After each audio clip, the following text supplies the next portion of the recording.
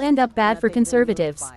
FCC Commissioner Ana Gomez, the sole Democrat on the panel, criticized the suspension as a shameful show of cowardly corporate capitulation that endangered First Amendment protections.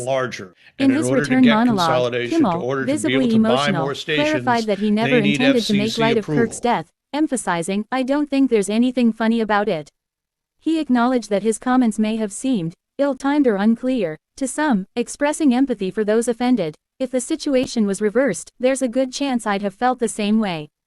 Kimmel stressed that the murderer, whom he described as a deeply disturbed individual, did not represent any political group. MAGA gang desperately he also praised the forgiveness shown by Kirk's widow, Erica, at her husband's memorial, calling it a selfless act of grace that should guide the nation forward. Kimmel reserved sharp criticism for President Donald Trump and FCC Chairman Carr.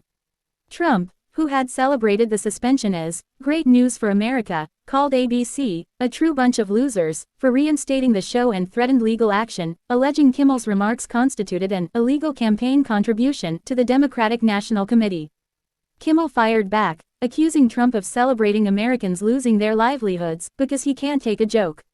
He also took aim at Carr, jokingly cutting to a video of Robert De Niro as a fictional FCC chair using mob-like tactics, underscoring Kimmel's point that government threats against broadcasters are un-American. The suspension raised broader concerns about the state of late-night television and free expression. The recent cancellation of The Late Show with Stephen Colbert, set to end in May 2026, fueled speculation about political pressures on networks. Kimmel referenced this, noting he had taken free speech for granted until his and Colbert's shows faced censorship.